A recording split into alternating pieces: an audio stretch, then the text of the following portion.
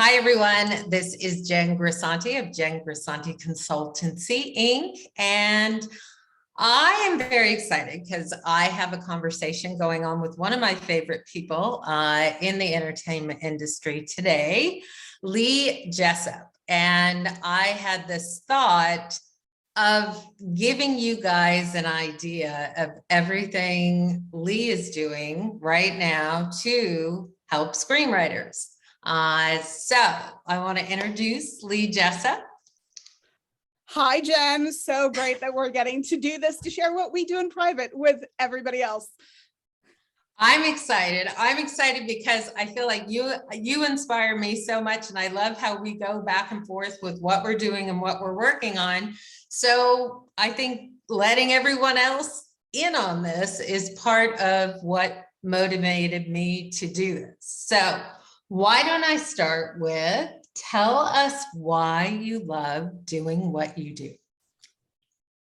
It may sound a little cliche, but I find being in a position of being asked to help as a very privileged position, right? When people come to you and say, I need help with something, and you actually have the tools to help them, or to at least try and scrounge those tools to help them based on experience and whatnot. I find it to be very privileged and incredibly rewarding. Helping people, supporting people, being kind of part cheerleader, part advisor, part, consigliere, a number of things, and be in writers' corners for what often becomes a very long career journey. I just find it incredibly rewarding. I find it rewarding to see the growth of writers. I want to commiserate with my writers when they have a tough time, and I just consider myself to be really lucky to be let in on these amazing writerly journeys that are not always, as you know, a straight line and can have many ups, many downs, sometimes one more than the other, but to try and take control of the career and do something, and move things in the right direction and build momentum and get the writer where they want to go, to me is just really exciting. Excellent. I love that. I love that. So what are you currently working on? What can people get excited about now? So in 2021, oh my God, I don't even know where we are anymore time-wise. I relaunched my screenwriter support group, which you are due to have an appearance on in December, which I'm super excited about, which I really love. We've had some really exciting guests. It's a group that meets online twice a month. And we brought in working writers from features, from television. We brought in managers. We brought in a reader.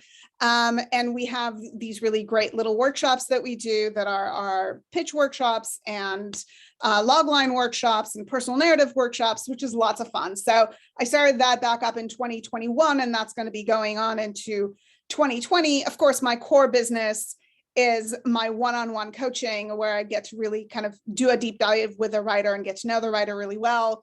I kick off every year with my ultimate coaching plan, which is my unlimited coaching plan that has a promotion every January. And my unlimiteds are my favorite, just in that it's unlimited access to me and creates a lot more kind of, for lack of better words, intimacy between me and the writer, and just that we get to know each other really well. And truly, some of my writers who started with me as unlimited writers, nowhere in their career 5, 6, 7, 10 years ago, are now thriving and are big writers. So it's again, it speaks to that journey that I get to be on, in that much more of an intense fashion. So that's kicking off in January of 2022, which is always fun. That is always fun. I love starting the new year in a way with something big that motivates writers. So I love that. Okay, so transformation. Now I know you and I talk about transformation a lot as far as how do we create this arc of growth that gets people to a desired outcome. When you look at transformation as far as your offerings and how you work one-on-one with screenwriters, what would you say are some of the things that you have noticed get them to the transformation? Oftentimes it's about assessment, the writer recognizing who they are versus who they want to be.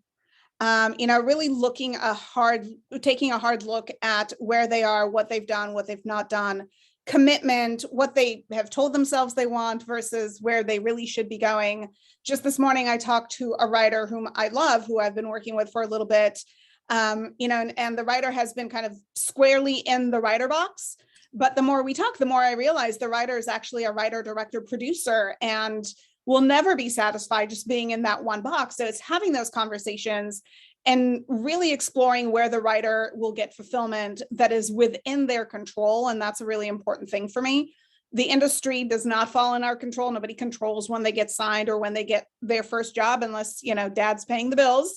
And so I think it's really important to assess where the writer is, what they can do that's within their control, how to really truly commit to this, how to give it what it deserves if they're going to make that push, to really transform them from where they are now towards where they want to be.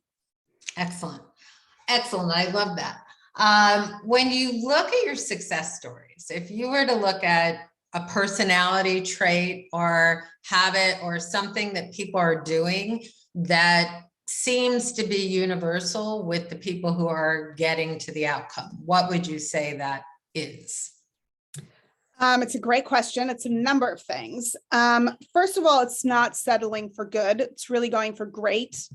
And that means sometimes, you know, making themselves vulnerable to really harsh notes, to really harsh feedback. Doesn't mean all harsh feedback is right. We all know that, you know, there have been sets of notes out there that writers get that you and I may not agree with. So it's not saying take every note just to take it, you know, but rather, you know, I know there was a script that you were involved with, and you choose whether or not you want to comment on which one it was, that went on to sell as a very big feature that ultimately the writer's rep was like, I'm not going to do anything with it. Does that mean the rep was right? Ultimately, he sold it. So, you know, right, wrong, that's a whole other discussion. But it's about keeping yourself open to the things that will challenge you to become the best writer that you can be, to step outside of your comfort zone, and to really have the commitment and clarity to be consistent about it. As you and I know, it takes longer than any of us wanted to, but writers do get there, and they get there all the time. You know, for me, the writers that get there are the ones that haven't taken their eyes off the ball ever, that have always thrived to be better, stronger, that are constantly working on this, even if they have another job, even if they have a family, finding ways to balance all of it. And I do think balance is important. So making sure that the writer's fulfilled in other aspects of life, and meets their requirements in other aspects of life, so that they can sustain the effort to break in. So I know that's more than one characteristic, but that's some of the combinations that I find to be really resonant in those writers across the board who have broken in. And I mean, listen, even I know writers who took 10 years and 12 years to break in. It's not to say it's going to take that for everybody, but it takes what it takes. And so for that, the writer has to have a lot of dedication, a lot of balance in their life. Community is really important, and always challenge themselves. Excellent. I love it. All right. So I wanted to take this time to give all of you an idea of Lee and what Lee is doing that is transpiring screenwriters to get to an outcome. So I want to thank you so much for joining me. Thanks for having this wonderful idea and humoring me for this time. I can't tell you how much I love that we're doing this. I love it too.